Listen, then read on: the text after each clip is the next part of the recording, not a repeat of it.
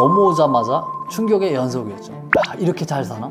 북한이 이 정도 따라오려면 100년은 더 걸리겠구나. 자기 사적인 이런 걸 다 포기하고 김정은에게 가서 뭐 목숨 바쳐 일하고 싸우고 전혀 그렇지 않거든요. 그들이 주변에 폭탄이나 뭐나 있었으면 스스로 죽었을 거예요. 어떤 계기를 통해 탈북을 결심하게 되셨나요? 아마도 제가 탈북을 하게 됐을 때는 여러 가지 사건들이 계속 쌓이다가 더는 못 살겠다 이렇게 됐던 것 같아요. 저도 북한에서 세뇌 교육을 다 똑같이 받고 학교 때 누구보다 열심히 공부를 했거든요. 그리고 북한은 우리 한국사 이런 것처럼 김일성, 김정일 그 혁명 역사라고 있는데 그걸 또 공부를 잘해야 돼요. 그것도 남보다 더 많이 했던 것 같고요. 그래서 충성분자 이렇게 돼서 북한에서 가기 힘든 백두산답사라는 걸 갔었어요. 근데 백두산답사를 쭉 하면서 보니까 그때 제가 세뇌가 조금 벗어졌던 것 같아요. 그때 중국을 처음으로 봤거든요. 북한에서 교육을 받았을 때는 내 나라는 아름다운 삼천리 금수항산 이렇게 교육을 받았는데 중국 국경 쪽에 가니까 북한과 중국을 대비해 볼 수 있는 거예요. 강, 하천, 산 이런 것들이 보이면서 야, 저게 다른 나라는 참 잘 사누나. 그리고 또 김일성이 싸웠다고 하는 그런 혁명 전적지라던가 이런 데를 돌아다니면서 보니까 김일성이 그렇게 축지법을 쓰면서 위대하게 싸웠다고 하는데 그게 위대한 게 아니었구나 하는 걸 또 알았어요. 그러니까 예를 들면 보천보 전투라는 것이 있는데 아마 한국사에서도 한 페이지 언급될 만큼 나올 거예요. 그 보천보 전투가. 근데 북한에서는 엄청 크게 미화를 하거든요. 근데 제가 가서 눈으로 딱 보니까 제가 혼자 가서 그만큼 작살낼 수가 있더라고요. 밤에. 그 정도의 그걸 보면서 김일성이 엄청난 위대한 인물은 아니었구나. 그도 인간이었구나 하는 걸 그때 느끼게 됐고 그렇지만 그게 결코 탈북으로 이어지는 건 아니었죠. 군대에 가서 쭉 생활을 하면서 보니까 제가 있던 부대에 제가 신분이라고 해야 될까요? 그게 제일 낮았어요. 저는 농민 신분이거든요. 북한은 신분을 다 세 분화로 나눠놨는데 농민이 저 혼자 있었고 나머지는 아버지가 그래서 한 자리 하는 애들이 들어온 거예요. 저는 뇌물을 좀 줘가지고 운 좋게 들어가긴 했는데 그곳에서 노동당이 말하는 평등과 그리고 그 실상에서 차별을 이제 느끼게 된 거죠. 그리고 북한 군 같은 경우는 농민의 자녀는 장교로 진급이 안 돼요. 그래서 이런 누구나 꿈꾸면 꿈이 이루어진다는 사회가 왜 이러지 하고 막 그런 마음을 가지고 있던 차에 저희 아버지가 보위부에 잡혀가셨어요. 그런 사건도 경험하게 됐고 그리고 전단지랑을 또 제가 학교에서 봤었던 학교 때 군대 가기 전에죠. 그 봤었던 그런 기억들이 막 연상되면서 북한 사회하고 계속 비춰보게 되는 거예요. 비교하면서 이런 사회는 내가 더 못 산다. 이 사회는 바꿔야 된다. 이렇게 생각을 하고 탈북을 하게 됐었죠. 결정적으로 가장 충격받은 사건은 무엇이었나요?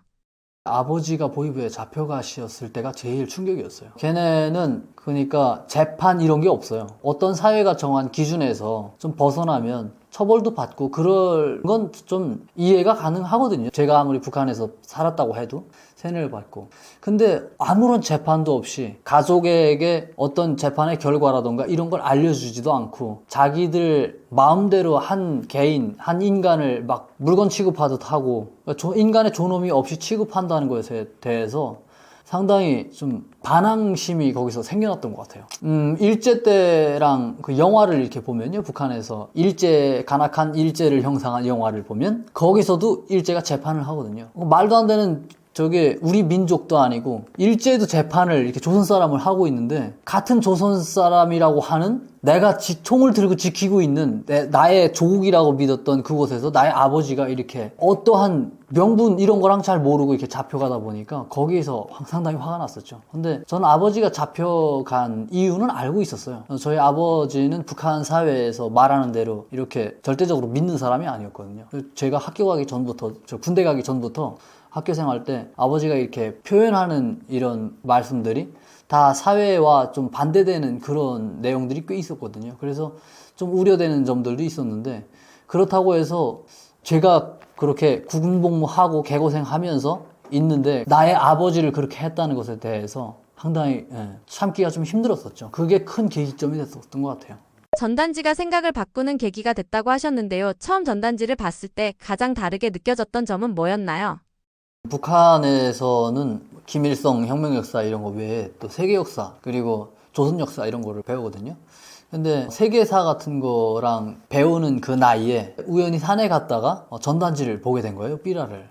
근데 북한에서 내가 받고 있는 교육 내용과 전단지의 내용을 이게 비교해보게 되는 거죠. 많이 다르더라고요. 많이 다르고, 제가 정신적으로 김 씨에 대해서 그들이 엄청난 신으로 이렇게 알고 있었는데, 그 전단지에서 신을 막 이제 비판하는, 그 신을 그 신랄하게 폭로하는 이런 내용들이 있었어요. 그래서 그런 면들이 좀 신기했고, 또 6.25 전쟁은 누가 일으켰나 이런 내용도 거기 있었는데 6.25 전쟁 같은 경우는 북한에서 미제가 이렇게 주도한 전쟁을 일으켜 북침을 한 전쟁인데 그것을 수령이 위대해서 다 쳐부셨다 이렇게 교육을 하거든요. 그래서 정의의 전쟁에서 북한 우리가 이겼다 이렇게 포장을 하는데 그 전단지에서는 김일성이 계획하고 스탈린의 승인을 받아서 전쟁을 했다는 거예요. 그런 내용들이 있고 그리고 전쟁을 일으킨 쪽이 3일 만에 서울을 내준다는 게 이게 말이 될까요? 이런 내용도 있고. 근데 실제 그게 딱 와닿는 거예요. 제가 고등학교 때 싸움을 진짜 많이 했는데 싸움이 선빵이 기본이거든요. 선빵 한 대 맞으면 이 회복하기가 좀 힘들어요. 그때 좀 시간이 걸려요. 몇 대 더 맞아야.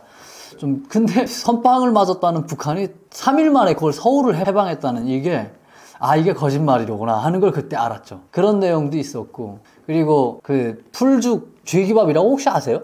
여기선 그런 표현을 잘 안 쓰는 것 같아요. 뭐 주먹밥 이런 거죠. 그 주먹밥에다가 쪽잠만 자는 김정일. 그런데 배는 왜 이렇게 뚱뚱할까요? 인민들은 헐벗고 굶주리는데. 이런 내용이 있는 거예요. 근데 실제 주변에 보면 북한에 배 나온 사람이 없거든요. 근데 수령은 배가 나와가지고 이렇게 있는 걸 보면서 그때는 살짝 반감도 들고 그랬지만 거기서 새로운 걸 보는 그런 시선이 열렸던 것 같아요. 삐라에 또 어떤 내용들이 담겨 있나요? 또 그런 내용이 있었어요. 대한민국의 자동차 경쟁력 이런 내용이 있고 북한은 자기들이 자동차 만들어서 국내에서 운영을 하는데 그게 계속 고장나고 수출 같은 건 꿈도 못 꾸고 하거든요. 근데 한국에서 모든 사람들의 그 멀리 있는 꿈과 같은 승용차 이런 걸 막 해외에다 수출한다고 하고 이런 내용이 전달되어 있었고 그리고 남북한의 경제 차이 이런 게 있었어요. GDP에 대해서 이야기하는데 그때는 뭐 GDP가 뭔지 모르죠.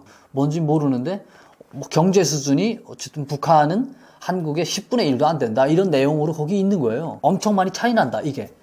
그래서 제가 주변에 쭉 둘러보니까 한국에서 전단지에 쓴 뭐 금액, 지표 이거하고 제 주변에서 살아가는 사람들이 쓰는 그 돈하고 이게 달러로 계산해 보니까 완전히 과대평가를 했더라고요, 북한을. 그래서 남조선에서 저놈들이 우리를 헐뜯고 비방하려고 하면 오히려 더 낮게 잡아 불렀을 것 같고 그리고 자기는 더 잘 산다고 이렇게 했을 것 같은데 북한의 현실보다 더 잘 사는 걸로 표현을 한 거예요. 그래서 저들이 일방적으로 우리를 헐뜯는 건 아니었구나.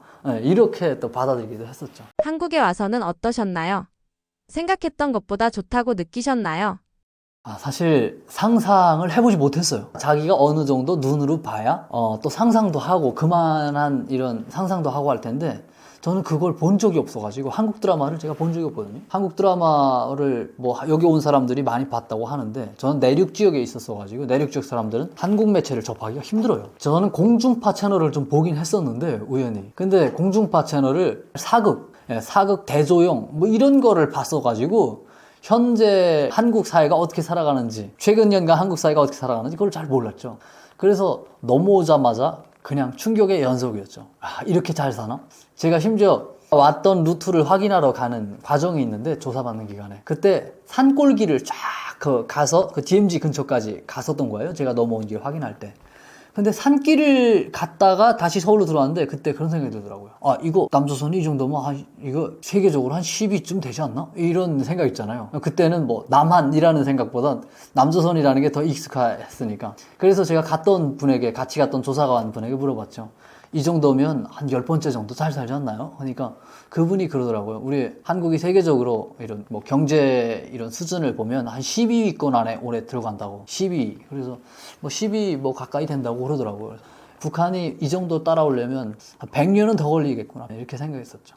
뉴스에서는 초고속 탈북이라고 표현됐는데요. 실제 탈북 과정은 어땠는지 시청자분들이 이해할 수 있게 간단히 설명해 주실 수 있을까요? 사실 탈북해서 살아가는 사람들이 정말 많죠. 근데 그분들은 북한을 떠나서 저기 중국으로 해서 뭐 빨리 온 사람은 비행기 타고 인천공항으로 들어왔을 거고 그런 사람들이 있고, 그리고 DMZ 지키다가 DMZ에서 총 들고 있다가 넘어온 군인들도 꽤 있거든요. 그런데 그들 말을 들어봐도 다 한나절 또 하룻밤 이 정도 걸려서 DMZ를 다 넘었더라고요. 근데 저 같은 경우는 북한 땅을 딱 떠나가지고 그 DMZ에서 딱 떠나가지고 3시간 만에 제가 여기 우리 군 GP로 들어왔거든요.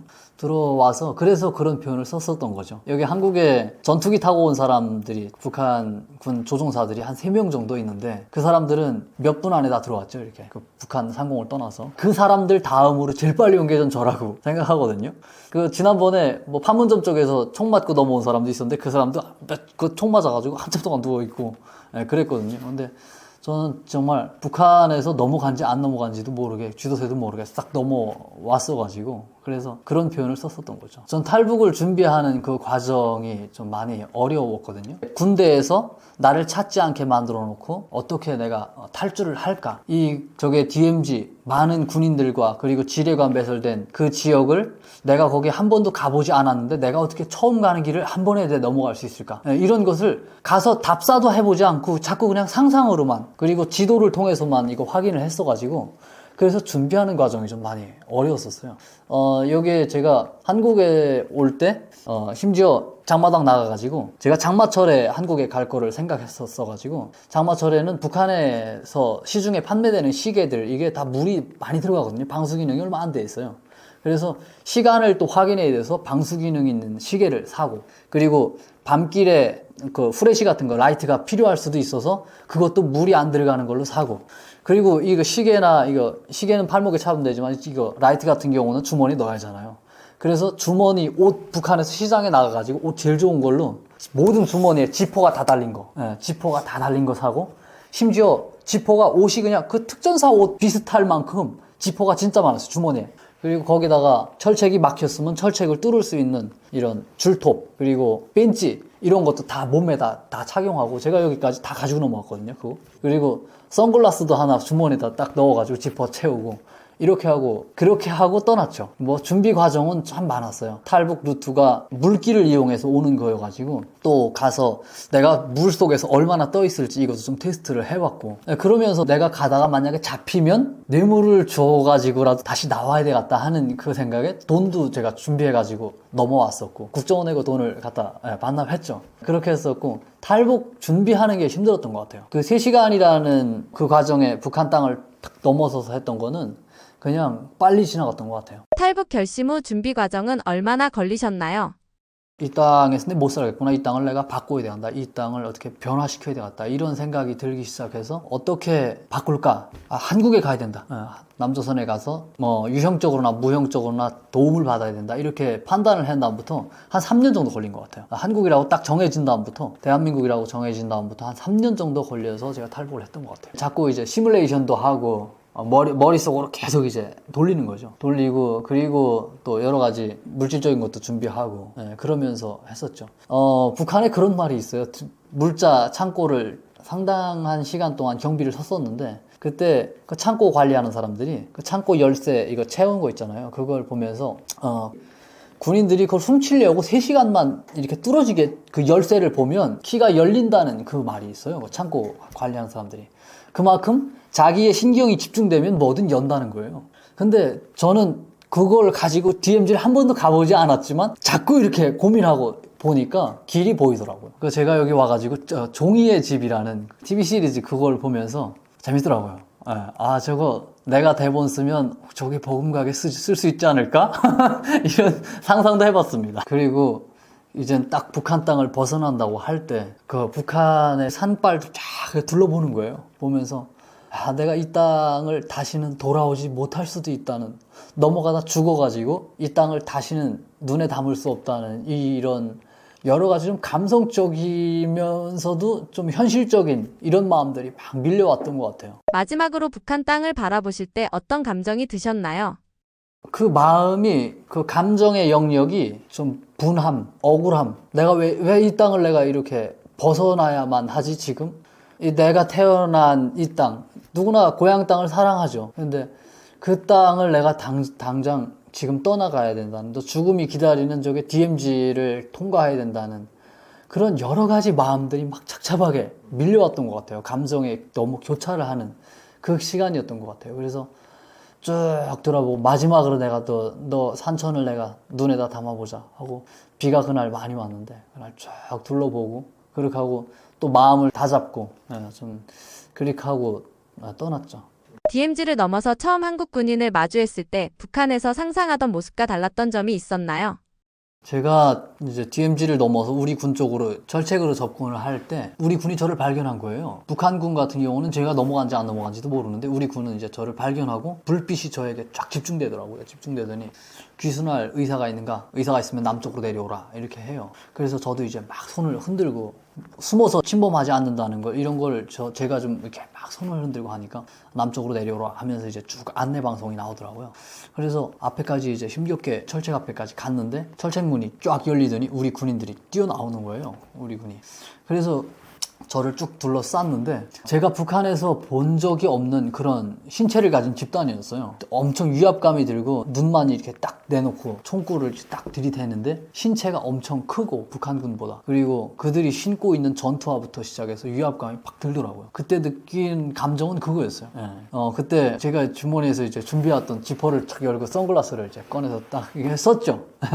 썼는데 아마 군인들도 아마 제가 주머니에 손 갔을 때 진짜 당황했을 거예요. 제가 뭐 수류탄을 꺼내는지 뭔지, 제가 그냥 무모한 행동이었죠. 무모한 행동이었고, 또 저는 이게 한국 사회가 인권이 보장된 이런 사회라고는 제가 상상도 못했으니까요. 여기 넘어가면 기다렸다는 듯이 사진 찍어서 다 폭로하고 이렇게 할 줄 알아서 안경을 이제 썼었던 거죠. 선글라스를. 그래서 군인들이 그래서 저를 이제 묶는데, 그때 제가 나는 내 집에 내 발로 찾아왔는데 왜 묶습니까? 이렇게 하니까 거기서 이거는 절차니까 따라줘야 됩니다 해서 아무 소리 못하고 이렇게 묶이고, 그리고 제가 가져왔던 작은 단도라고 해야 되나요? 그 작은 칼, 그리고 철책 끊는 거, 장비들 다 내려놓고 다음에 묶여가지고 뒤로 묶여서 안에까지 이제 들어갔죠. 근데 군인들에게서 오는 위압감이 좀 많이 컸었어요. 거기서 뭐 그들이 저에게 총을 쏠 거라고는 상상하지 않았어요. 앞으로 벌어질 일이 어떻게 전개될지 이게 좀 많이 두려웠었죠. 우리 군을 접하고 우리 군의 차량에 태워서, 거기는 아마 뭐 한 개 중대 정도 있는 소초가 되니까요. 4단 지휘부쯤 되는 것 같아요. 그쪽으로 저를 이제 압송하는데, 차량을 타고 가는데 차량이 너무 좋은 거예요. 제 대기했다는 듯이 그 차량이, 거기 사단장 차가 금방 왔을 것 같진 않은데 북한군 사단장 차에 머금가는 그런 차량이 저를 이제 호송하고 있는 거예요. 그래서 좀 신기했어요. 우리 군 거기 앞에 쫙 차 주차해 놓은 것들 보니까, 타이어도 이렇게 보니까 타이어가 그냥 그 이빨이 너무 좋은 거예요. 제가 북한군에 있을 때는 그 타이어 뻥크 나는 걸 수리하느라고 너무 개고생을 했어가지고, 저도 운전병이었거든요. 그래서 같은 동종업계를 한번 둘러봤는데 잘 살더라고요. 지금은 북한을 바라볼 때 어떤 느낌이 드시나요? 여러 감정이 들죠. 모호하죠. 북한 바라볼 때. 저기 억압받는 인민들, 그리고 수많은 청년들, 10년, 13년 이 나이에 자기 생활, 자기 사적인 이런 걸 다 포기하고 김정은에게 가서 뭐 목숨 바쳐 일하고 싸우고 이런 면들을 보면 마음이 아프죠. 그들이 그만큼 헌신한 것에 비해서 그들이 10분의 1 아니면 100분의 1이라도 그들에게 그들의 삶에 좀 돌아왔으면 좋겠지만 전혀 그렇지 않거든요. 그들이 현대판 뭐 김정은 일가의 노예라고밖에 보여지지 않기 때문에 그에 대해서 많이 안타깝고, 그리고 제가 여기서 그들을 위해서 뛰어나게 해줄 수 없는 그 스스로에 대해서 좀 많이 미안한 생각도 들고요. 그리고 또 안도감도 들고요. 여기 이 땅에서 내가 아침에 눈을 뜨면 나는 지금 평온한 속에서 눈을 떴고 따뜻한 데서, 그리고 따뜻한 물에 샤워하고, 그리고 제가 뭐 어디 가서 혼밥을 먹든 뭘 먹든 쌀밥에다가 고기를 먹을 수 있고, 이런 점들이 감사하고 내가 북한에 없는 게 얼마나 다행스러운가, 뭐 이런 여러 가지 생각들이 드는 것 같아요. 포로가 된 북한 군인의 인터뷰 영상이 공개됐는데요. 과거에 북한 현역 군인이었던 입장에서 그 영상을 보며 어떤 생각이 드셨나요? 쟤네가 포로가 된 거는 쟤네 의지로 포로가 된 게 아니로구나. 사람이 총알을 탁 맞으면, 맞아본 사람의 그 증언에 따르면 쩔도를 하는 거예요. 탁 까무라치거나 정신을 잃는 거예요. 뭐 그런 순간에 아마 포로가 됐을 거라고 전 그렇게 생각을 했어요. 근데 이번에 그 다큐가 하나 나왔는데 그걸 보니까 진짜 그랬다고 하더라고요. 네. 그들이 정신만 온전하게 가지고 있고 주변에 폭탄이나 뭐나 있었으면 진짜 걔네가 스스로 죽었을 거예요. 근데 지금은 살아가지고 뭐 한국에 오겠다 이런 말도 하고, 그리고 실제로 또 오고 봐서 하고, 이런 마음들을 보면서 좀 어떻게 진짜 그들이 한국에 왔으면 좋겠지만 최소한 우크라이나에서 살았으면 좋겠다, 이런 생각이 들더라고요. 그들이 영원히 누군가에게 지배당했을 때는 자기들이 믿고 있는 수령, 김정은을 위해서 죽겠다고 막 이렇게 했는데, 세상을 알고 그리고 북한 체제의 모순에 대해서 깨닫는 그 순간부터는 자기들이 살아온 과거에 대해서 얼마나 뭐 헛되고 뭐 무모한 짓이었는가 이런 것도 생각해보고, 그 시간을 아마 그 사람들이 그 감옥 포로 수용소에서 많이 느낄 것 같아요. 그리고 그 애들이 제가 보니까 그 중에서 공부를 한 친구들이더라고요. 그 젊은 세대들 속에서도 머리가 깨어있고 공부를 한 친구더라고요. 연차가 쌓인 그 사람이 그 기자님에게 이렇게 PD님인가 그분에게 이렇게 하는 발언이랑, 그리고 그쪽 어린 친구 뭐 20대 초반 친구는 기자님하고 PD님하고 이렇게 뭘 말하고 하는 내용은 없었는데, 마지막에 그 친구가 편지를 써요. 편지를 쓰는데 편지의 내용은 어떻든 모르겠는데 편지 글체가 얘는 공부를 적당히 한 애가 아니에요. 편지 글체가 아주 엄청 잘 쓰더라고요. 그래서 쟤는 북한에서 공부를 많이 한 애로구나 하는 게 탁 들어오더라고요. 그들이 살아준 것에 대해서 너무 다행스럽고, 이전에는 적군이었지만 우리 대한민국에 돌아온다면 우리 대한민국에 정말 대체할 수 없는 그런 훌륭한 인물들로 될 수 있다고 저는 생각을 하거든요. 포로 수용소에서 한식은 못 먹어도 아마 북한군에 있었던 것보다는 삶이 나을 수 있어요. 감옥에 갇혀서 세상과 접촉할 수 없는 무기력함 이런 것도 있겠지만, 오히려 그 시간을 통해서 자기의 삶을 돌아보게 되고 생각의 시간을 가지고, 이런 게 오히려 그들에게는 앞으로 살아갈 삶에 좀 도움이 될 거라고 저는 생각되더라고요. 차라리 포로로 잡힌 게 축복이라고 생각하시나요? 축복이죠. 제가 지난번에 여기 넘어왔을 때, DMZ 넘어왔을 때 저에게 판문점 다시 보내겠다는 그런 멘트가 저에게 날아오는 거예요. 그때 제가 그렇게 답을 했었거든요. 차라리 죽여서 넘겨라. 그들이 정한 바운더리 안에서 배신이라고 누명을 쓰는 순간 다시 북한 땅을 돌아갔을 때 나에게 차려질 처벌이라던가 이런 것을 제가 누구보다 잘 알고 있기 때문에, 그래서 넘기려면 날 죽여서 넘겨라. 내가 여기에 죽음을 각오하고 넘어왔지만 넘기려면 나를 죽여서 넘겨라. 이렇게 반문을 했었고, 그리고 지난번에 실제 판문점으로 넘긴 사례가 있어요. 제가 국정원에서 조사받고 이렇게 하나원이라는 그 교육과정을 받는 동안에 북한에 넘겼거든요. 두 명을 넘겼는데, 그 사람들이 저는 차라리 북한에 가서 그냥 땅하고 총살 당하는 게 전 더 낫다고 생각해요. 뭐 우리가 삶을 살아갈 때 가장 처절하게 고민해야 되는 것이 자살이다, 뭐 이런 말을 하잖아요.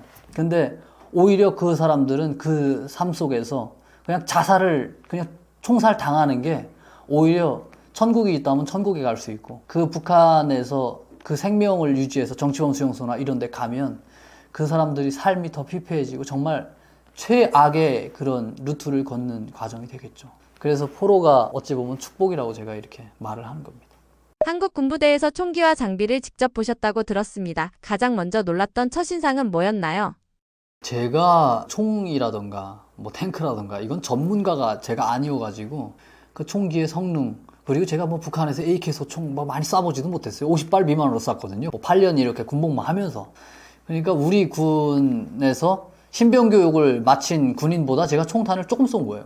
그러니까 전문가적인 눈으로 볼 수는 없을 것 같고요. 우리 군이 그 개인들이 가지고 있는 전투 장비, 복장, 이런 점들이 제 눈에 제일 먼저 들어왔던 것 같아요. 그러니까 DMZ 넘어왔을 때부터 우리 군이 신고 있는 군화, 전투화 이게 딱 눈에 들어왔었고, 그리고 또 우리 군의 그 훈련이랑 가고, 제가 지난번에 KTCT라고 해서 저기 인제 쪽에 과학화 군사훈련단 이런 게 있거든요. 거기 가서 우리 군이 개인 장비 이런 것들을 보면서 이들이 전투하는 무기 이런 걸 떠나서 그 개인들이 신고 있는 신발, 옷 이런 것을 그 개인의 몸 보호를 위해서 최대한 노력을 했구나, 최대한으로 노력을 하고 있구나, 이런 걸 느꼈어요.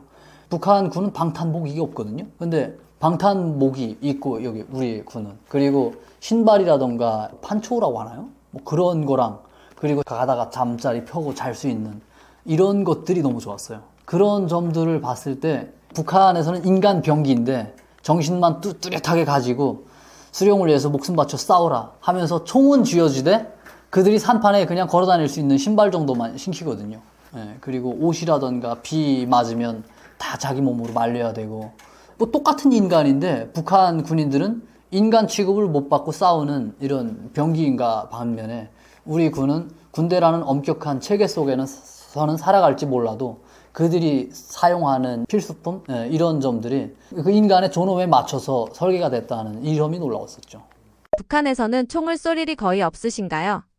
훈련을 하려고 해도 이게 돈이 따라서지 않으면 훈련을 할 수가 없잖아요. 총탄 한 발 만들고 이게 구리, 화약 이게 다 돈인데 그러니까 북한에서는 총탄 한 발에 닭 한 마리다. 총탄 아껴 써라 이렇게 하거든요. 그리고 포탄 한 발엔 소 한 마리다. 그래서 북한에서 총 쏘는 거나 막 이렇게 마당탕 뚱땅 이렇게 총 쏠 때는 그거 다 카메라에 담아가지고 그 TV 여기에 다 선전 영상으로 다 내보내는 거예요. 우리 군이 그 총탄 쏘는 걸 다 내보내면 사람들이 그거에 대해서 뭐 재미 이런 것을 뭐 느끼지도 않을 뿐더러 그리고 그게 선전 영상이 될 수는 없잖아요. 우리 사회에.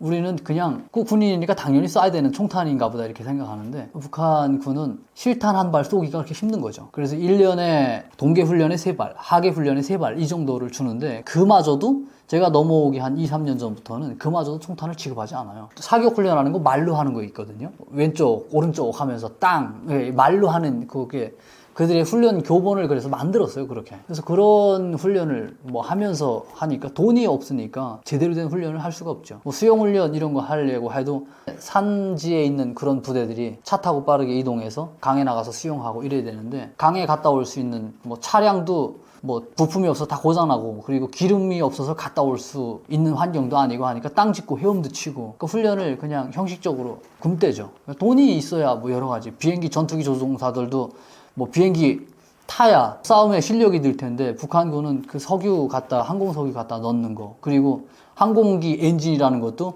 그 수명 연장 그 시간이 있어가지고 공중에서 그 채공 시간이 있거든요. 뭐 예를 들어서 4,000시간 공중에 떠 있으면 그게 항공기 폐기된다는 이런 게 있기 때문에 기름이 있어도 띄울 수 없거니와 기름이 또 없어요. 그러니까 공중에 올라갈 수도 없고 그러니까 말로만 이런 훈련을 하고 그리고 정신교육 위주로 하죠. 일단 무기를 쥐어줬을 때 얘가 실제 확실하게 적을 향해서 방아쇠를 당겨라. 이런 교육을 중점을 두고 하죠. 전직 북한군의 눈으로 봤을 때 무기 하나만 놓고 봐도 이건 상대가 안 된다고 전력 차이가 난다고 느낀 부분이 있었나요? 우리 군 전투 차량 그리고 뭐 전차랑 쫙 세워놨어요. 그러면 그 중에서 뭐 제가 자세히는 모르겠지만 아마 80% 가동률은 보장할 거예요. 20% 고장나거나 정비해야 될 것들이 있죠. 훈련하면서. 80%뭐 그 이상을 보이더라고요. 이렇게 눈 딱 보면 전차가 금방 다녀와가지고 진흙이랑 묻어있고 이러더라고요. 근데 북한군은 가동할 수 있는 전차 차량이 20% 미만이에요. 무기의 성능은 어떻든 간에 무기가 움직여야 하잖아요. 걔네가 맨날 저게 로켓포 쏘고 하는데 난 그 차량들이 이제 좀 지켜보느라면 그 고장나서 못 움직일걸요? 걔네 그 기름 움직이는 그게 상당히 기름 소비량도 많고 하기 때문에 기계를 또 계속 세워놓으면 고장나고 이런 경우도 있고 해서 그걸 뭐 다 운영을 할 수가 없어요, 그들이. 무기의 성능은 어떻든 간에 가지고 있는 것마저도 북한군은 제대로 할 수가 없는 거예요. 제가 우리 군에 와가지고 뭐 요즘에 퍼레이드랑 할 때 광화문 앞을 지나가는 현무5 뭐 이렇게 이런 거 지나가는 걸 보면서 놀랍진 않아요, 사실. 뭐 제가 현무5에 대해서 자세한 전문가가 돼야 그리고 이걸 디테일하게 이해해야 놀랍고 할 텐데 아, 뭐 하나 지나가누나. 아, 크다. 뭐 이 정도지. 근데 그런 시각으로 그런 냉철하게 평가를 한다면 북한 같은 경우는 국제사회의 제재를 다 무시하고 핵무기 개발하고 그리고 심지어 그렇게 봉쇄하는 그 와중에도 자체로 위성 쌓아올릴 수 있는 능력을 다 가진 북한이잖아요. 그러니까 그 부분에 대해서 내가 현무5 지나가는 게 진짜 놀랍다 이렇게 말하는 게 어불성설인 거죠. 걔네 북한은 실질적으로 보여지는 대륙간 탄도로켓 쏘아 올릴 수 있는 뭐 재진입 기술은 어떻든 모르겠지만 쏘아 올릴 수 있는 능력을 다 가졌고 이런 것들을 봤을 때는 어떻게 어떻다 이렇게 볼 수는 없는 것 같아요. 그의 용도에 맞춰서 각 무기는 용도에 맞춰서 사용 가능하고 그들이 사용하는 사람들이 어떤 정신세계를 가지고 자기의 무기를 어떻게 잘 관리하면서 최대한 전투에서 활용할 수 있냐 이게 관건인 것 같아요. 북한에서는 최강 병력이 여군이라는 말도 있는데요. 북한 군사력의 실제 수준은 어느 정도라고 보시나요? 이게 제가 과거에 이런 말을 제가 했었던 말 같아요. 최강 군인이. 우리 군 같은 경우는 여군이 상대적으로 완전히 적잖아요. 적고 북한군도 뭐 남성 군인과 여성 군인 비교해봤을 때는 여성 군인이 좀 적긴 한데, 제가 그 군부대에서 경험하고 그리고 이곳저곳 다녀보면서 느낀 바로는 여성들이 심리적으로 소속감 이런 거를 더 느끼는 것 같아요, 북한 군인들. 그래서 자기가 그곳에서 벗어났을 때는 그들에게 그 사회적 무리에서 돌아오는 비난 이런 것들을 좀 더 두려워하는 것 같아요. 그것에 대해서 오히려 반대작용으로 해서 더 헌신하려고 하는 이런 점들이 보이는 거예요. 심지어 남성군인, 여성군인 일을 작업 과제를 딱 주면 남성 군인들은 그냥 그 몰래 가서 숨어서 그냥 농땡이 치고 이런 애들이 꽤 있거든요. 그냥 돈 좀 주고 그냥 살살 빠져나가고 이런 애들이 있는데, 여성 군인들은 그게 잘 없는 거예요. 여성 군인들 한 명 누가 그러잖아요. 그러면 아주 그 무리에서 아주 난리가 나는 거예요. 그러니까 얘네가 세뇌 교육도 받고 그런 여성의 가진 특별한 심리 이런 것들이 작동하면서 노동당이 가르치는 방향성 여기에 맞춰서 그냥 선전원 나팔수가 가자 하면 그냥 무작정 가는 이런 경향을 제가 봤었어요. 그래서 해안포부대 이런 걸 보면 여성 군인들이 해안포 이런 걸 많이 다루거든요.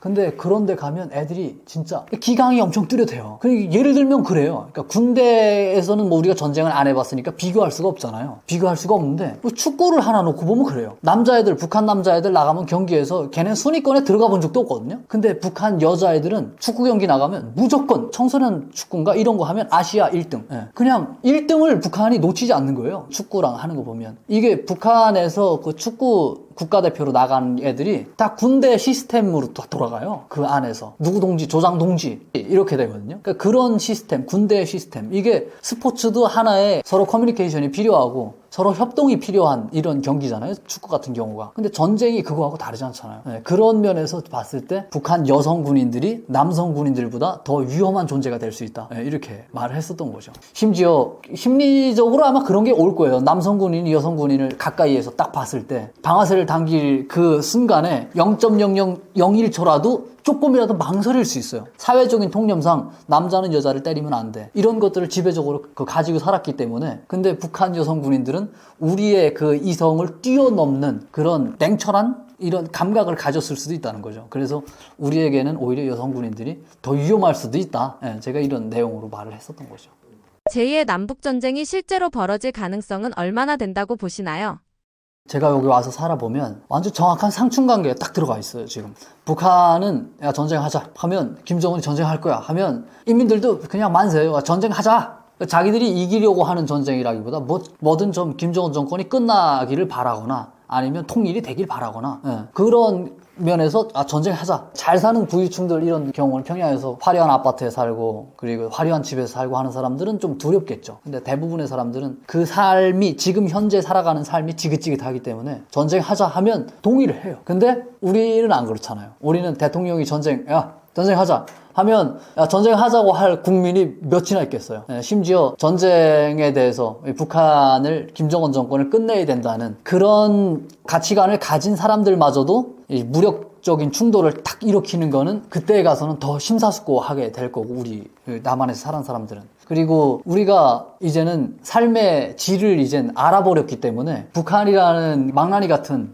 이런 뭐 찐따면 찐따고 국제사회에서 얘네를 건드렸다가 그냥 내 삶이 좀 그냥 불편해지는 게 그냥 싫은 거죠. 그냥 걔네 그냥 불편해도 그냥 너네 좀 그냥 우리가 감내하고 살게. 난 이 삶을 그냥 살게. 이런 차원에서 전쟁을 원하는, 그리고 그 전쟁에 동의하는 이런 국민은 진짜 극히 소수라고 저는 봐요. 그래서 우리는 전쟁을 할 수 있는 능력은 다 있거든요. 전쟁은 돈이, 경제 이런 것들이 받침해줘야 전쟁을 할 수 있는데 우리는 그게 다 준비되어 있고, 그리고 국방, 무기랑 우리가 세계시장에 나가서 국제시장에 나가서 무기를 판매하고 그런 모든 능력을 가지고 있음에도 전쟁을 못 일으키는 거죠. 근데 북한은 전쟁을 내일 일으킬 수 있는데 그 전쟁을 뒷받침할 경제력이 따라서지 않는 거죠. 김정은의 입장에서는. 그리고 전쟁을 일으켰다고 할지라도 전쟁을 김정은이 가서 핵무기를 꽝 했든 뭐 어쨌든 무력으로 내려왔어요. 예를 들면 내려왔는데 김정은의 그런 독단적 독재, 이런 전제 사회 살아가는데 동의하는 사람, 나 김정은의 통치 밑에서 살 거야 하고 동의하는 사람이 한국에는 없다는 거죠. 그래서 김정은이 무력으로 한국을 까는 거 앉았다고 치더라도 김정은이 통치를 할 수가 없는 거죠. 독재를 우리가 받아들이겠어요? 우리가 여기 민주주의 공화제 사회인데. 그러니까 그런 면에서 김정은은 전쟁할 의사가 없는 거고, 그리고 우리는 우리 국민들이 전쟁을 할 의사가 없는 거고 해서 그럴 가능성은 상당히 그냥 낮죠. 없죠. 북한 군인 입장에서도 남한 군인이 부러울 때가 있을까요? 남한 군인이 맨날 부럽죠. 그래도 그들이 이성을 가진 인간들인데, 심지어 북한 GP 이쪽에 DMZ 쪽에 있는 군인들, 이 군인들은 우리 군인들을 계속 본단 말이에요. 밤에는 불 밝은 데서 딱 있고, 그리고 우리 군은 소초가 다 딱 정리되어 있는 그 속에서 있고, 그리고 그 비춰지는 면이 북한에 그들이 살고 있는 그 막사나 이런 것을 초월하거든요. 예를 들면 우리 군은 다 소초 정찰이랑 이렇게 순찰하는 거, 능선 따라서 차량이 쫙 순찰하고 이러는데 차량이 계속 왔다 갔다 하고, 이런 것을 북한군이 보면 쟤네 기름이 많구나, 쟤네가 저기다가 건물만 번듯하게 하고 쇼를 하는 게 아니로구나, 전기가 우리는 내가 살던 집은 전기가 안 오는데 쟤네는 무슨 전기가 남아 빠져가지고 여기 이렇게 전기를 대낮같이 밝혀놨지? 이런 걸 보면서 저 땅은 과연 어떤 땅일까 궁금하기 시작하고, 그리고 대북방송이랑 이런 걸 이제 연차가 한 10년 된 7, 8년 된 애들은 대북방송 한두 번은 다 들어봤을 거란 말이에요. 지금 요즘은 안 하니까 신입들은 못 들어봤겠지만, 짬밥 있는 애들이 거기서 보쳐나가면 그 하급들하고 대화하면 그런 대화도 하죠. 야, 쟤네는 저게 지난번에 보니까 군복무를 18개월 한다더라. 야, 월급도 준대. 이런 말이 그 DMZ뿐만 아니라 뒤에 후방까지 다 들어가요. 그래서 제가 후방에 있을 때는 그런 말을 들었어요. 남조선 괴뢰군은 2년 6개월 군복무를 한대. 그러더라고요. 근데 그 소식이 언제 건진 모르겠어요. 이제 2년 6개월 하는 데가 없잖아요. 2년 6개월 하고, 그리고 월급도 준대. 휴가도 왔다 갔다 한대. 이런 말. 그리고 그 절반 이상이 대학생이래. 북한 군에는 대학생이 한 5% 미만이거든요, 군 내부에. 근데 절반 이상이 다 대학생이래. 이런 말을 들었을 때 참 부럽기도 하고 신기하기도 하고, 대체 뭐지? 돈도 주고 군대가 어떻게 휴가도 왔다 갔다 할 수 있고, 그리고 왜 군복무가 저렇게 짧지? 궁금한 게 연속이었죠. 그리고 제가 그때 북한군에 있을 때 연평도 포격전에 대한 영상을 하나 봤었는데, 그 영상 속에서 우리 군이 이제 훈련하는 걸, 항공모함이랑 이런 데서 미군하고 우리 국군하고 이제 합동 훈련을 하는 걸 사진으로 탁탁탁 보여줘요. 근데 그런 걸 보면서 위압감이 들더라고요. 신체가 일단 다르고, 그리고 가지고 있는 분위기가 압도적인 거예요. 그래서 걔네 그 영상을 나중에 다 회수해서 없앴어요. 그걸 선전 영상으로 쓰려고 하다가 그게 제목이 남조선 괴뢰군은 우리의 철천지 원수다, 뭐 이런 내용이었어요. 그 적개심을 불러일으키는 그런 교육 영상이었는데, 이로 인해서 적개심이 아니라 저같이 다른 면을 보는 애들이 많은 거예요. 쫄아가지고 그런 면이 있어서 그 영상을 싹 다 회수해 갔어요. 그래서 북한군은 한국 군에 대해서 이제 표면상으로는 경계하는 면이 있지만, 대북방송이라든가 라디오라든가 이런 게 구전을 통해서 이렇게 흘러가면서 궁금해하고 어떤 건지 알고 싶어하고 이런 존재죠. 처음 한국에 도착했을 때 가장 놀라웠던 한 가지 장면이나 순간이 있다면 뭐였나요? 놀라운 면이 워낙 많은데, 우리 군 만났을 때부터 놀라웠죠. 근데 이 영상을 시청하는 분들이 다 군인분들보다 생업전선에서 민간인들이 더 많겠죠. 서울에 와서 놀라웠던 부분을 이야기한다면, 아파트 상가들마다 그 간판, 광고 이런 게 정말 놀라웠어요. 그걸 다 이해할 수는 없지만 그런 한글로 쓰고 영어로 쓰고 이런 점들에서 좀 자유로움 같은 것도 봤던 것 같고, 열린 사회로구나 이런 것도 본 거고, 영어로 된 이런 사인판들도 워낙 많으니까요. 이해할 수 없는 사인판들. 북한은 단순하거든요. 평양시를 가도 어디 가든 평양시 사람들, 그리고 북한 전역에 있는 사람들, 이런 사람들의 그 생각을 하나의 지향점으로 맞추는데 그 포커스가 되어 있는데, 여기서는 여러 가지가 다 있는 거잖아요. 심지어 북한에는 그냥 똑같아요. 그냥 똑같이 모든 리에다 위대한 김일성 동지와 김정일 동지는 영원히 우리 함께 계신다. 이거 하나 딱 정면에서 세워두고, 그리고 그 뒤에 돌아가면 김일성 연구실이라고 있는데, 그런 곳, 그리고 계급교환관 이런 데 가면 구호가 전국에 똑같아요. 미제 침략자들을 소멸하자, 뭐 이런 내용. 계급의식을 고취시키고, 그리고 북한 노동당에 대해서 충성다하게 하고, 이런 내용이거든요. 그 장군님 따라 천만리, 뭐 이런 내용들이 그냥 벽체에 다 붙어 있을 뿐이지, 우리처럼 원하는 대로 그냥 문구를 막 쓸 수가 있는 게 아니잖아요. 우리도 물론 뭐 사인판 거는데 어떤 법적 규제는 있을지 모르겠지만, 여러 가지 광고판에서 막 영상들 쫙 재현되고 이런 걸 보면 아, 자유롭고 열린 사회로구나. 그런 느낌을 받았었죠. 심지어 외국인들도 그런 걸 느끼긴 한데요. 심지어 그게 자유를 떠나서 무질서하구나 하는 그 정도까지 받아들인다고 하더라고요. 명동 같은 데 가보고 하면 그게 외국인들이 그걸 또 보러 온대요. 광고판이 워낙 많아가지고. 다양한 생각들, 광고판 이름을 하나 짓는 것부터 자체가 어떻게 그런 이름을 생각을 떠올리는지 이런 사인판들이 많으니까요. 현재 북한에 있는 주민들은 남한을 어떻게 인식하고 있다고 보시나요? 현재라고 말씀을 드리기는 제가 좀 어려울 것 같아요. 지금은 김정은이 반통일 정책을 제시하고 그리고 두국가론에 대해서 계속 발언을 하기 때문에 지금 북한 주민들의 심리에 우리 대한민국을 바라보는 그 시선이 어떻게 바뀌었을지는 제가 떠올리기가 좀 힘드네요. 근데 아직까지 뭐 인간의 생각은 관성을 띠고 있기 때문에 과거의 생각을 완전히 지우기란 힘들겠죠. 그래서 과거에 제가 교육받고 그리고 그 사회 사람들하고 느끼는 바로는 한국하고 통일하고 그리고 한국 사람들에 대한 인식은 엄청 좋아요. 북한이 생각하고 있는 그거는 미제가 남조선 괴뢰군, 군이라는 것을 군부를 앞세워서 이 통일을 가로막고 있다고 지금 이렇게 알고 있거든요, 표면상으로. 그래서 그 인민들은 그냥 우리가 해방해야 될 존재들이다, 이렇게 생각하고, 또는 그들은 우리보다 자유롭고 잘 살아, 이런 생각을 하고 이러기 때문에 우리 한국 사람에 대해서는 동경의 대상이고 악의 대상은 아니죠. 악한 존재라고 생각을 떠올리질 않죠, 북한 사람들이. 과거의 반통일 정책 이전까지는 북한에서 통일에 관련된 노래들이 진짜 많았어요. 그리고 실제 우리 대한민국에서 공연도 가서 실제 하잖아요. 북한 가서 공연도 이렇게 하고 하면 그 가수들이 풍기는 이런 우리 한국의 정부나 어떤 누구들로부터 통제를 받지 않는다는 그런 인식을 그 무대를 통해서 보는 거예요. 그 북한 가수들이나 이런 사람들이 공식적인 자리에 가서 대화하거나 하면 딱 절제된 표현을 쓰고, 그리고 표현의 북한 노래나 예술이 그 예술이 아닌 기술 속에서, 기술이거든요. 걔네가 그 음악 하나 삐끗하면 그냥 처벌받고 하기 때문에. 근데 우리 한국이나 음악이나 이런 걸 쫙 들으면 이 사람들이 거기에 노래를 그냥 박자도 맞추지 않고 막 부르나, 이 정도로 우리가 음악의 세계가 다양하기 때문에, 열려있기 때문에 그곳에서 자유로운 존재, 그리고 인간이 가지고 있는 그 내추럴한 면, 이런 것들을 보면서 저것들이 악적인 존재가 아니로구나 하는 그런 인식들을 가지고 있죠. 근데 뭐 예를 들어서 국정원이라든가 북한에서 악마화하는 뭐 괴뢰군, 우리 군, 국군, 이런 거는 조금 거기에서는 호불호가 갈릴 것 같아요. 누군가는 그들도 한국 국민이거나 이렇게 생각할 거고, 누군가는 적으로 받아들일 거고, 그런 면이 있을 것 같아요. 지금도 북한 주민들이 김정은 정권의 선동에 많이 영향을 받고 있다고 보시나요?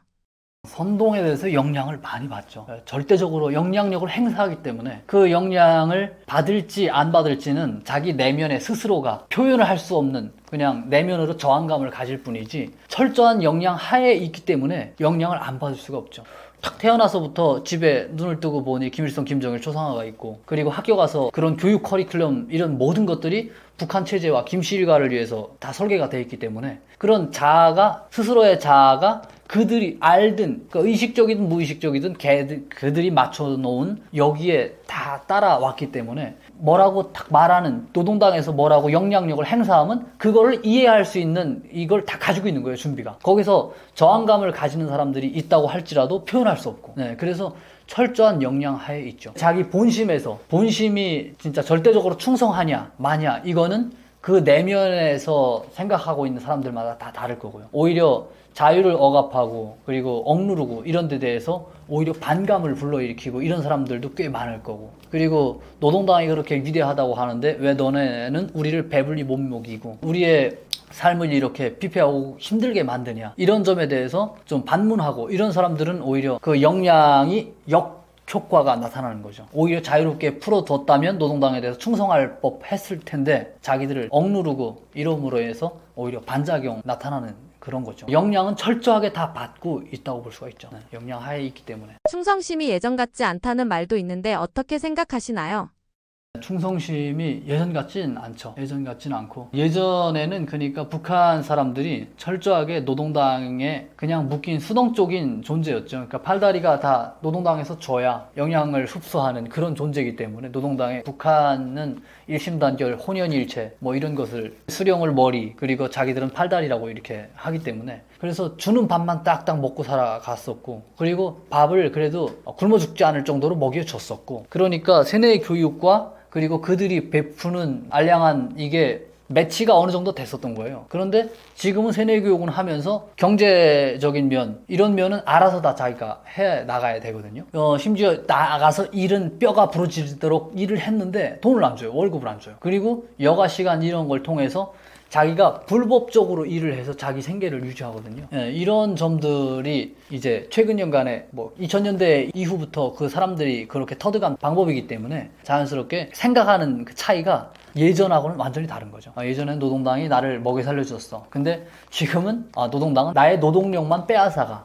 이런 쪽으로 바뀐 거죠. 북한 주민들 사이에서도 세대별로 생각 차이가 분명히 느껴지나요? 이거를 우리 한국 사회의 시각으로 바라보면 이거는 좀 오류가 있을 것 같아요.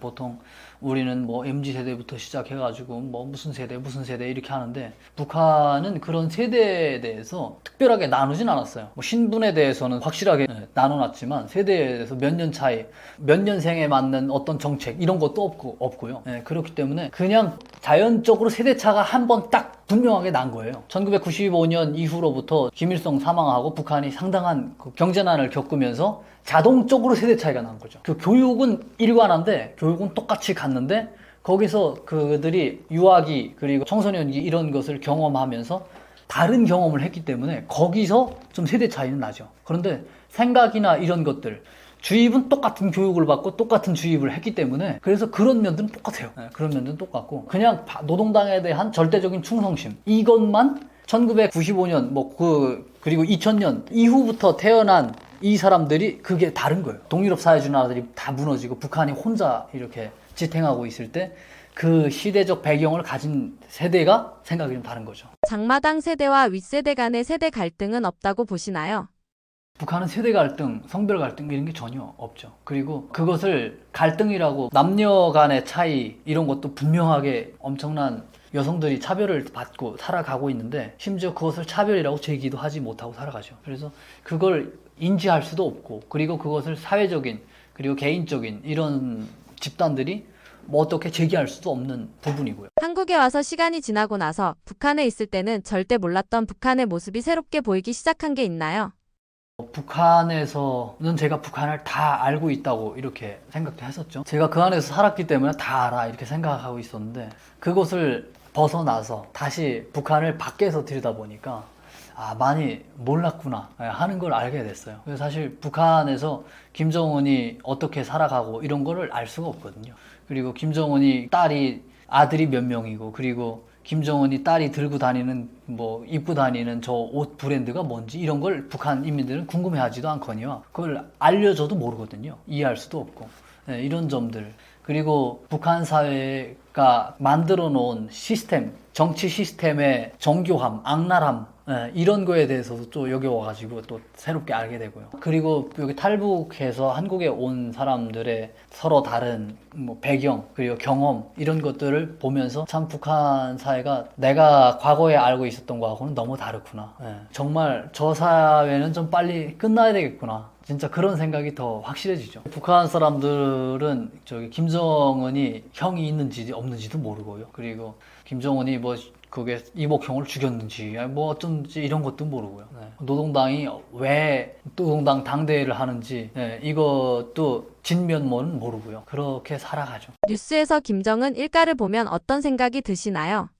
저는 뉴스에서 김정은 보면 참 착잡해요. 인간은 이기적인 존재라 김정은도 자기 할 바를 최선에서 하는 것 같아요. 인민들을 억누르고 그런다고 하지만 지 거잖아요 다. 세습 독재 하기 때문에. 그래서 나름 일은 진짜 열심히 하는 것 같아요. 전 한국의 정치인들도 저 김정은 보면서 본받을 건 본받아야 된다고 전 생각하거든요. 그러니까 자기 거 챙기는 거는 김정은이 아주 잘하는 것 같아요. 자기 거. 그게 그 인민들 혹사하면서 자기 가족 챙기고 딸 데리고 다니고 자기 거 챙기고 그리고 핵 만들고 자기 어떻게 지키겠다고 핵 만들고 국제사회 막 어기고 나가고 이런 거 보면 참 무식하고 용감한 면이 보이면서도 그냥 살고자 진짜 열심히 노력하고 있구나 이런 게 보여요. 우리나라는 국회의원 되면 그냥 놀고 먹는 것처럼 그게 좀 선선한 말도 안 되는 그런 싸움도 하고 국민들이 이해할 수 없는 싸움을 국회에서 하고 이런 점들을 보면 오히려 김정은이 자기를 위해서 일은 더 잘하는 게 아닌가. 좀 많이 밉기도 하죠. 그런 면이. 근데 그런 것을 김정은이 스스로 포기할 일은 없잖아요. 우리가 좀 그래도 진보적인 생각을 가지고 있는 그런 많은 사람들의 생각이 모여서 그런 김정은의 욕심, 야욕 이런 것을 끝내줘야 하지 않을까요? 김주애가 어린애잖아요. 어린애. 그 세상을 다 알 수도 없고 그냥 교육을 통해서 그리고 전반적인 사회 문화를 이해할 수도 없는 특별한 환경에서 혼자 자라나고 이러다 보니까 전 김주애가 오히려 평범하게 태어난 게 오히려 나을 수 있을 걸 이런 생각을 하죠. 그 어린 왕자가 바깥 세상을 한번 경험하고 싶어 하는 그 심리. 이런 걸 김주애가 좀 한번 겪어보면 그도 인간다운 삶을 살 수 있겠지만 이게 북한에서는 그게 불가능하기 때문에 이미 되돌릴 수 없는 길을 걸었기 때문에 어린애에게 너무 과중한 너무 가혹한 이게 쥐어진 것 같아요. 악마의 무엇인가가 쟁기가 쥐어진 것 같아요. 김주애에게. 최근 김주애가 북한 매체에 계속 등장하고 있는데요. 이걸 후계 준비 신호로 봐야 할까요? 아니면 다른 정치적 의도가 있다고 보시나요? 원래 제가 김주애 처음 나왔을 때는 그냥 다른 의도가 있는 걸로 봤어요.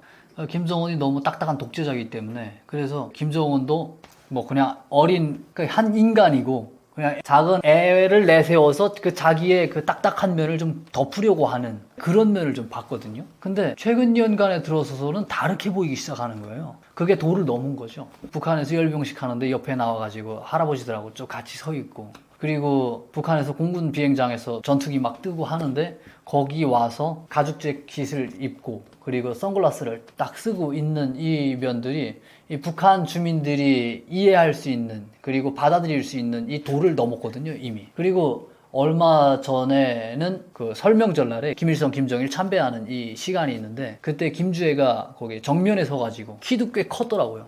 이 애가 정면에 서 있더라고요. 이걸 보면서 아, 김주애가 다른 의도로 보여주려고 북한에서 쇼를 했던 게 아니었구나. 이거는 후계의 구도와 상당히 가깝게 다가오고 있구나. 이런 게 보이더라고요. 심지어 김정은도 이거 안 했거든요. 김정은은 이게 없었어요. 이게 없었는데 어느 순간 이제 나타났는데 그래서 사람들이 또 그렇게 생각해요. 어떤 사람들은 저게 김주애는 그냥 지금 데리고 다니는 그냥 뭐 그런 존재고 뒤에서 실제 아들이나 이런 거를 지금 교육하지 않을까 이런 것도 그런 뭐 시나리오도 떠올리는 사람이 있는데 저는 이미 김주애가 많이 들어온 것 같아요. 이미 많이 치고 들어왔고 그리고 이거 되돌릴 수 없는 그리고 저는 북한이 무너진다면 김주애로 인해서 무너질 것 같아요. 북한은 여성에 대한 가부장적 의식 이게 엄청 강하거든요. 심지어 그래요. 그러니까 제가 운전병이었으니까 이제 차가 가다가 길이 안 좋아서 고장이 나잖아요. 길이 안 좋아서 내가 뭐 차가 술이 안 좋아서 뭐가 이렇게 고장이 났는데 같이 가던 그 일행들이 운전병을 탓하거나 이러질 않아요. 야, 새끼야, 너 차수리 바로 했어야지 이러지 않아요. 그 일행 속에서 여자를 둘러봐요. 야, 이거 어떤 여자애가 생리하는 거 아니야? 이런 표현을 쓸 만큼 엄청 저속하고 이런 표현을 쓸 만큼 여성에 대한 이런 사회적 지위 이게 상당히 낮거든요. 근데 그거를 김정은이 다 무시하고 자기 딸을 이렇게 내세우는 그 순간부터 이 순간부터 김정은은 이제 오히려 역효과가 나타나는 거죠. 김정은은 북한에서 김주애의 아버지인 동시에 북한의 전 어린이들 다음 세대를 대체할 어린이들의 모든 아버지거든요. 김정은이. 그게 어린이집 다 가면 경애하는 김정은 원수님 그리고 뭐 아버지 원수님 고맙습니다. 이런 문구가 다 있어요. 아버지로 믿고 있던 그 김정은. 근데 그게 이제 김주애가 등장함으로 인해서 그냥 김주애의 아버지가 된 거예요. 우리의 아버지인 줄 알았는데 김주애의 아버지인 거죠. 그래서 그에 대한 소외감을 느낄 수밖에 없는 거죠. 소외감을. 그래서 그런 다음 세대 이런 사람들 그리고 앞으로도 북한의 그런 주요 직책들 이런 거는 대부분 군부나 이런 거는 다 남자들이 다 차지하고 남자들이 해갈 수밖에 없는 그런 구조이기 때문에 김주애가 어느 독재 이런 것을 바통을 넘겨받아서 자기가 원하는 대로 무엇인가를 실행하려고 할 때 강한 저항력 그리고 다른 성장 환경 이런 것을 가짐으로 해서 주민들의 그 공감 이런 것을 이끌어낼 것 같지는 못하고 생각하거든요. 김주애가 아무리 헌신을 하든 뭘 하든 그러니까 지금 북한은 김주애로 인해서 어떤 큰 변화가 올 거라고 저는 지금 예상하고 있어요. 언제 어떤 식으로 변화가 올 것이라고 보시나요? 실제 변하기 시작했을 때는 김정은이 당장 죽을 건 아닐 테니까요. 김주애를 자꾸 데리고 다니면서 많이 보여주겠죠. 많이 보여주고 많이 북한 주민들과 친숙하게 만들어 놓으려고 하겠죠. 근데 사람의 처음 봤던 시선 이런 거랑 바뀐다는 게 참 쉽지 않습니다. 그게 잘 안 바뀌거든요. 오히려 김정은이 딱 죽고 난 다음에 그 후계 구도가 김주애로 이어지려고 할 때 그때는 상당한 마찰이 있을 거라고 봐요. 이전에 김일성, 김정일로 이어질 때는 스무스하게 넘어갔거든요. 김일성이 딱 죽었어도 김정일이 자연스럽게 쭉 넘어가고, 김정은은 좀 갑자기 나타나가지고 거기에서 살짝 우려를 했던 부분도 있고 한데 김정은이 잘 치고 나갔죠. 실제 남자애고 또 군대도 김정은은 제가 군복무를 한 것 같진 않아요. 근데 심지어 군복무를 했다는 그런 썰도 다 퍼뜨려가지고 교육 자료를 통해서 그걸 배분한 게 아니고 쭉 다 돌린 게 아니고 썰로 그냥 사회 암묵적인 그런 루머로 그거 퍼뜨린 거거든요. 김정은이 실제 군복무를 한 것 같진 않아요. 근데 군복무를 했다는 그들 사회에서 공감대를 형성하기 위해서 그런 것을 돌린 거거든요. 김주애는 앞으로 그런 접촉이 있을 수가 없는 거예요. 네, 있을 수가 없어서. 그래서 권력 구도가 탁 넘어가려고 할 때 그때는 진짜 반드시 일어날 거라고 저는 거진 뭐 확신 가까이 해요. 김주애가 여자라서 그런 걸까요? 여자라서 그렇고 그리고 성장 환경이 다른 거예요. 그 김일성, 김정일, 김정은까지는 그래도 조금, 김정은도 좀 그런데 김정은까지는 좀 용납이 돼요. 근데 그 다음부터가 안 되는 거예요. 그러니까 김일성은 그들이 말하는 혁명의 일세로서 같이 몸을 쓰면서 싸웠어요.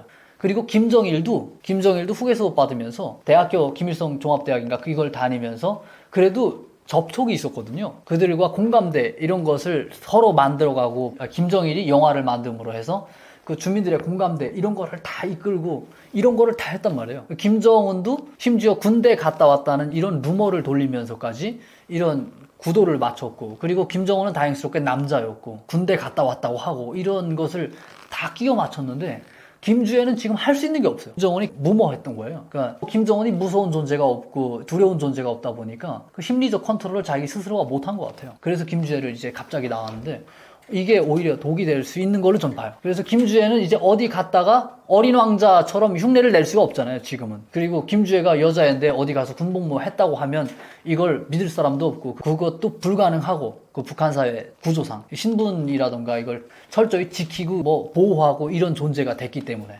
그래서 이제는 완전히 무르했던 기름방울인 거죠, 김주애가. 얘가 죽었다 깨어나도 북한 사람들의 인식에서, 그리고 문화적 공감대 이런 거를 맞추기가 힘들 거예요. 그럴 일은 없을 거예요.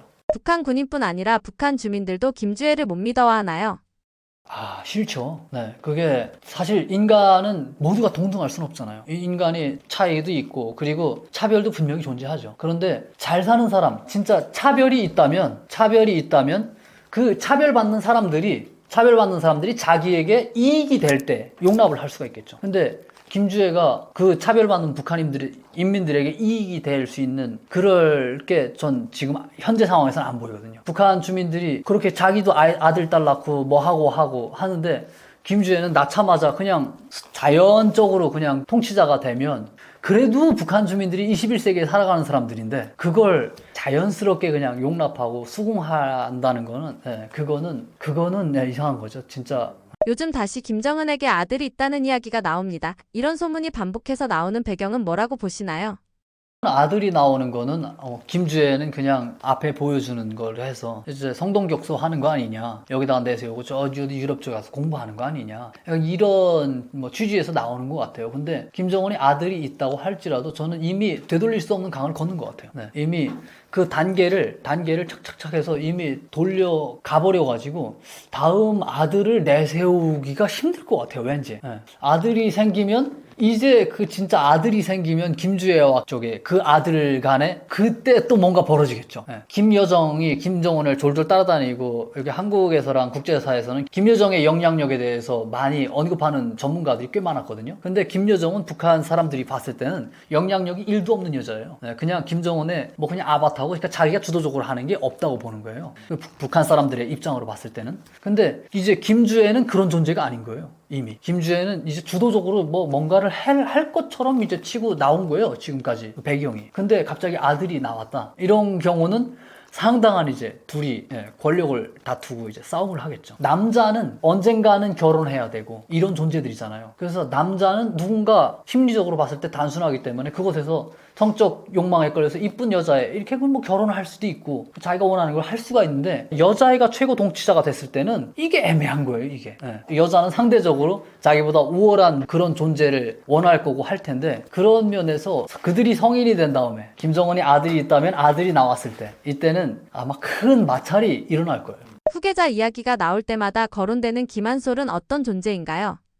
북한 사람들은 김한솔이라는 존재 자체를 모르죠. 예, 존재 자체도 모르고 일단 김정남이라는 그 김정은의 이복형에 대한 존재를 모르니까요. 그 김정남의 아들이 김한솔로 제가 알고 있는데 김한솔이 뭐 저기 언론에 자주 나오긴 하는데 이거는 외부 사회에서 예를 들어서 북한 사회가 어떤 문제점을 겪었을 때 지금 현재 트럼프가 저기 베네수엘라 마두로를 이렇게 탁 잡아갔잖아요. 잡아다가 다음 베네수엘라 대통령을 누구를 세울지 지금 뒤에 연막 작전을 펴고 있잖아요.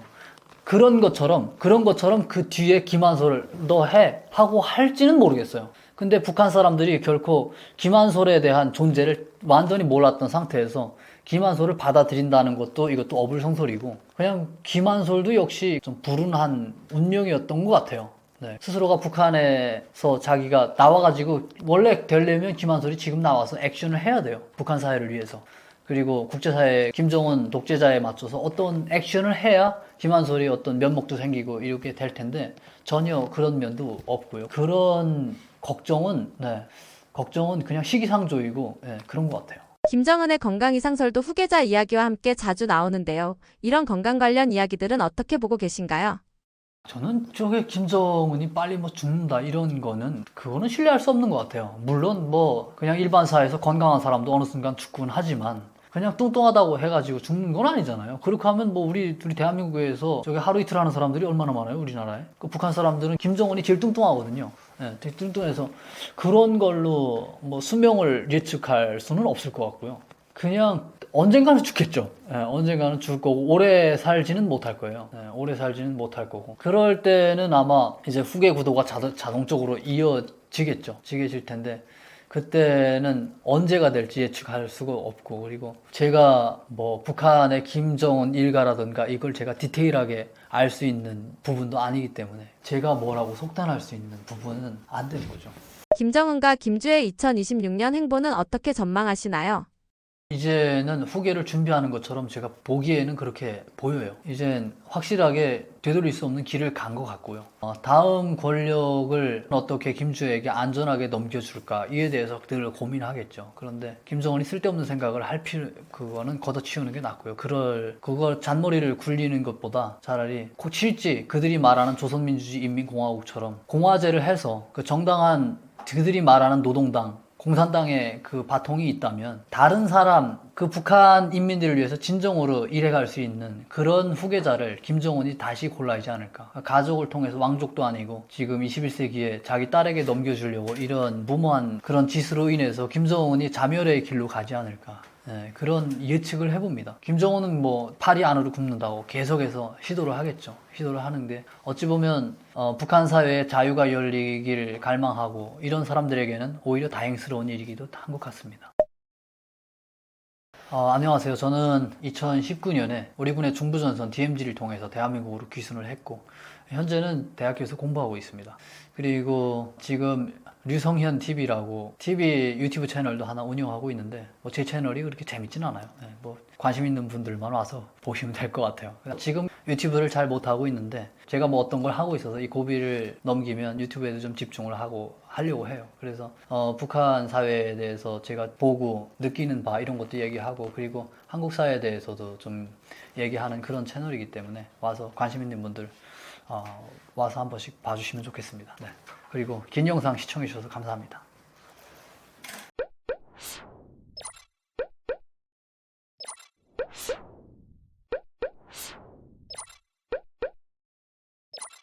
you